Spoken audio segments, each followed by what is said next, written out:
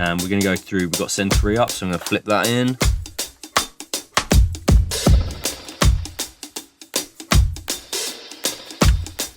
Instant dub satisfaction there. What's up everyone, Luke here from Solid State Logic, and today we're taking a look at SpringVerb, bringing you the authentic sound of this classic reverb effect to your productions with extensive controls never seen before in a Spring emulation plugin. From the iconic shimmer of the 60s surf rock guitar, or the otherworldly clatter of decaying snares throughout dub in the 70s and 80s, through to more modern interpretations such as Amy Winehouse's hypnotic vocals on Back to Black, Spring Reverb can add an extra dimension to your music in a way no other reverb effect can. So if you're new to the idea of Spring Reverb, or just think they belong in your combo guitar amp, then let me introduce you to a secret weapon you didn't know you needed in your mixing arsenal, as a little bit of Spring Verb in places you don't suspect can take your mixes to places you'd never have expected. So let's check out Spring Verb. First, let's take a quick look over the GUI. And if you're already familiar with the SSL PlateVerb and GateVerb plugins, you'll instantly recognise the familiar layout. On the top left, we have the option to select our Spring type. And in SpringVerb, we've modelled 3 classic Spring reverbs, with A being modelled on the vintage Spring tank from an original Japanese tape delay unit, known for its dark, gritty Spring twang, adding instant character and vibe to the source material.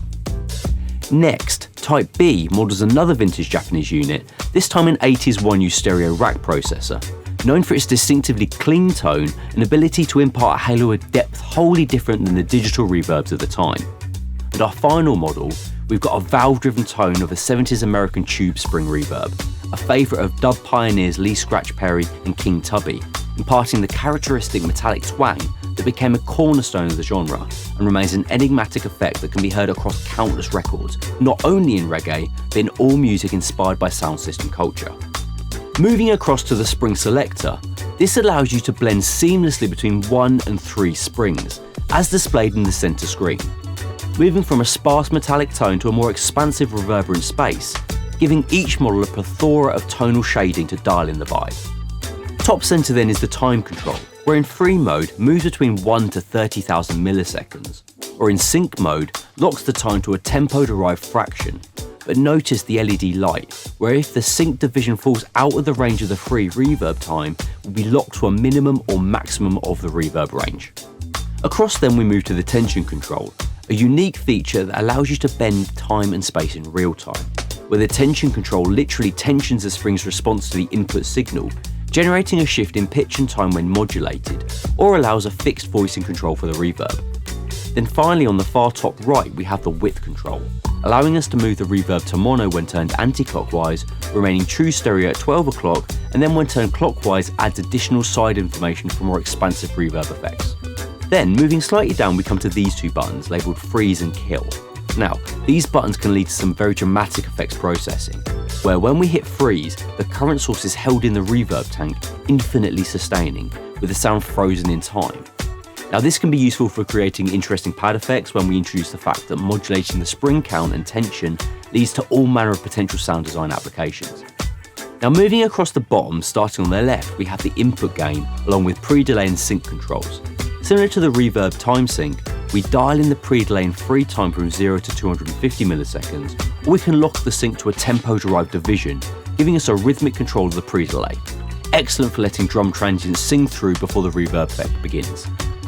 Next to this we have the drive control, adding a pleasing saturation to the reverb input, introducing grit and distortion to the reverb. We can then use the to dry control to add this same saturation to the dry output pre-mix control when using the reverb in parallel to accurately emulate the preamp stages of the Spring models, allowing further tone shaping and control to the source. Right again, we then have the dampening control, adding a simple high and low shelf EQ to help tame high and low frequencies of the reverb effect, ideal for removing unwanted rumble from the Spring reverb or for revealing the subtle metallic sparkly tones created by the effect. Then the output stage allows us to blend the reverb in parallel to 100% dry to 100% wet, with additional lock controls to allow you to move through presets without changing the wet-dry balance. And finally, the output gain allows a plus or minus 24 dB to the output as needed. Now finally, in the centre, on the left we have the power button, enabling and disabling the effect, followed by the centre display, where we can see a visualisation of the springs, along with the tension strength, and interestingly, if you've ever accidentally knocked a real Spring reverb while switched on, you'll know all too well the cacophony of noise generated by the springs physically shaking. So just like a real spring reverb, go ahead and hit the button on the far right labelled boing and listen to what happens. And just one last option, hidden amongst the usual lower bar in all SSL plugins, including the preset selection, is the Settings tab. Hit this and the entire screen switches into the extended menu, allowing you to access the internal ducking and sidechain options, giving you the option to sidechain the reverb to the dry signal, useful for when working in parallel, or you can use the plugin's external sidechain selection to trigger the ducking effect for more complex routing scenarios without the need for another Dynamics plugin in series. So now we know the controls, let's jump into our session and have a listen to the reverb in action. Okay, we're going to jump into our session and I've got SpringVerb on the track, and the song we're working with is called Don't Be a Zombie by Manifest. Wicked reggae track, and thank you so much for letting us use the track for the demo, so big up Manifest, loads of love there. What I've got is SpringVerb set up with each type on a different send, so A, B and C. And you'll notice that I've got SpringVerb here, not as SpringVerb on the track, but set up within 360 Link. And that's because I've got the UC1 set up to control the plugin with hands-on real-time control mapped to the UC1 layout. And then I've got the UF8 over here that allows me to use the flip to fader function to send my sends into the reverbs in real time. And that's just because I wanted it set up more like a traditional dub aesthetic, allowing me to sort of manipulate these sends into the reverbs and delays and get real hands-on with it. Let's have a listen to the track from the top, and then we'll dive into how I've utilised SpringVerb on the mix. Just do the thing, rude boy. Whoa yo, whoa yo yo yo. One hand serve distraction, while the other hides destruction. Yeah. But no matter what your race, no matter your religion, we can only conquer as one. No more flocking like sheep for a trade. With them a politics guiding our way. Our liberation and we're here to stay. Take me back to when we used to play, we used to pray, we used to feel the sun. Okay. Quite a lot of reverb going on there. It's probably a bit more pushed than what I'd normally set it up. I really want you to hear the effect. So let's start off with the guitars. Now, I often, when I'm mixing something like this, when there's a skank guitar, my go-to would be the tank from a tape delay unit. So exactly the same as we've got in type A. I've got it on send 1. Let's loop up the rhythm track and just listen to the guitars. So dry.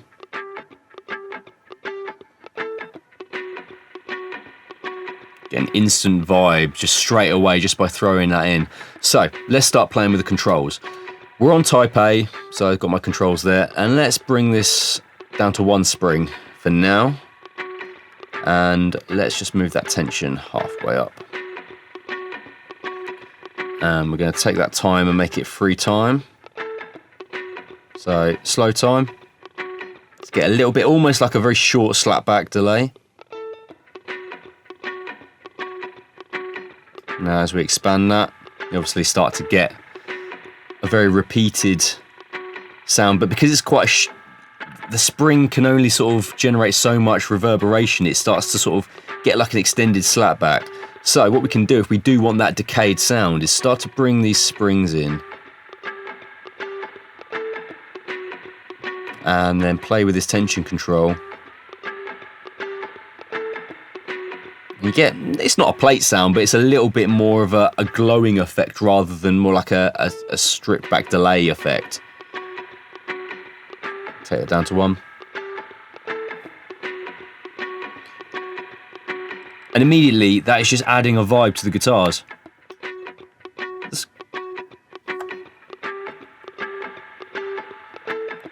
Just find a real nice place for that to sit. And let's try with the sync. So, all right, I hit the boing button. Let's just address this.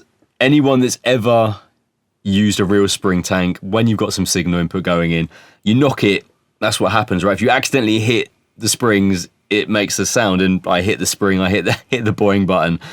I shouldn't have mapped it so close to us, but it's such a great tool, and you can manipulate the strength of that. Quite good for sound effects. You can even do that when it's frozen. That's not what we're trying to talk about now, so let me get that out of the way. What I was trying to do is sync the time. So I've got my my synced reverb times, and if I highlight this, it's going to tell us we're in the time. So we're at 80 BPM, so it's just a 1 bar cycle. I can manipulate that to be half time or double. It just means that we're going to keep that reverb always in the pocket. So when we've got other things like drums coming in, you're not going to have smeared transients by the reverb. And we can go one step further by going into the extended display and adding the ducking. By playing with the threshold here, you can see that I want to loop that slightly. We can get a wetter effect, but still retain that clarity. So if I take that ducking off, you see the reverb just tramples all over the dry source. But keeping that ducking, we can get a real wet effect. Maybe pull... I want to pull that back a bit. You better find yourself. Yeah, yeah. Just gives a bit of a halo to those guitars. When you find love, it's when you found yourself. Yeah, take me back to when we used to get Yeah, really cool. And look, I love the spring tank out of a tape delay for other things. Maybe let's go with the organs as well. So let's do... We've got it already going on. When you find... Just adds just a little bit of texture and movement to these sort of laid back elements within the mix, because they're not priorities, but it is giving them a little bit of something that just says let it sit out. And let's add a bit of width control, so we're moving the reverb a bit wider. We're getting more of the side information to sort of rebalance their levels in the mix. And now we've got a little bit more prominence without it being a level change, but that reverb being in the sides sits low in the mix, and we're not affecting the level of the dry source, where we're just creating that wide glow of those two elements. That's really cool. Yeah. Yeah, take me back to when we used to play, we used to pray, we used to feel the... Spring B is a little bit of a different beast. Now, I really like Spring Type B for its more clean tones, and I think it's perfect for vocals. Let's just loop up the lead. One hands up the instruction, while the other hides the instruction. And we're going on for Spring Type 2, so send 2. No matter your religion, Sort of dry. We can only conquer as one. No more flocking like sheep poetry. Grab With them 2, so we're now on Spring 2 controls. Our liberation and we're here And again, to stay. it's the same controls. Let's play with that tension. Take me back to when we used to care, we used to pray, we used to feel the sun. They pull the trigger, bang, and you go. Very metallic, sort of affected tone with 1 spring. They pull the trigger, bang. Bit more plate-like with 3. One hands up the instruction, while the other hides the instruction. But it doesn't sit that nicely in the mix. So I really like just a little glow. But then this is where I think we need that extensive control. Let's put the... We can push in. That ducking, doing a lot of ducking, but then the tail's just really coming through. We used to care, we used to pray, we used to feel the sun. They pull the trigger, bang, and you go. When we used to pray, we used to care, we used to feel the sun. They pull the trigger, bang, and you're gone. Yeah. One hands up the instruction, while the other hides the instruction. Yeah. But no matter what your race, no matter what your race, no matter your religion, just gluing all those vocals together. No more flocking like sheep poetry. With them politics guiding our way. and you'll hear that I've got the drive control. So grab this. We used to care, we used to pray, we used to feel the sun. They pull the trigger, bang, then you go. When we used to pray, we used to care, we used to feel the sun. And what that's doing is driving the input signal into the reverb, so we're distorting pre-reverb. You just get more of a grittier texture, which I think sits apart from the vocal being dry. Sort of the compression and the drive sits just behind the vocal. It adds just a little bit more interest to it. So let's hear that in context. One is self-destruction, while the other hides destruction. It feels a bit more like the reverb's taking up too much space. But just adding that drive distortion just sort of sits that reverb really nicely behind. And then I've got the controls here, the dampening controls. So I've dampened the low end, we can dampen the top end. Take me back to when we used to care, we used to pray, we used to feel the sun. So we can just control the low end and tuck in the top end and drive in a bit more. Pull the trigger, bang, then you're gone. Yeah. And it's just a really nice way of sitting the vocals in the mix. You get the wetness of the reverb, you get the effect, but it doesn't then just mess up everything else. It doesn't mess up the groove, it's not messing up any of the transients of anything else, of the drums, or the way the bass is sitting and locking in. It just makes it sit perfectly. So love the ducking control and the drive and the EQ just sort of working together and really sits that reverb in a place you want it to be. Okay, so let's move on to the final reverb tank, and that is the 70s bass valve reverb. And we're going to go through, we've got send 3 up, so I'm going to flip that in.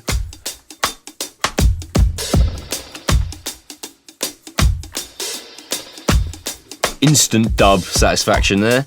So let's start playing with this. Let's move the tension just halfway and one spring.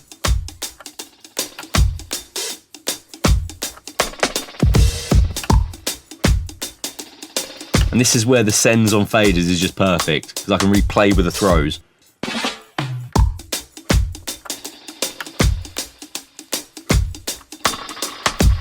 I mean, I just can't have any more fun than I'm having. I mean, I know we've messed around, it's not quite dialed in completely perfectly, but just how much fun you can have just throwing the reverb around in real time, utilising the controllers. Yeah, wicked fun. I've had so much fun. I'm a massive fan of spring reverbs in general. Like, that's usually my go-to reverb. So actually having the plug in here now and it being so much fun and so good, and it does sound like the reverbs that I'm used to using. This is great, this is wicked. Look, I've been Luke Aziz for Solid State Logic. This has been SpringVerb. Just go check it out, it's wicked. And until next time, I'm going to sign off. Peace out, and big shout out to Manifest for the track. Love it. Right, see you guys next time in a bit. Bye.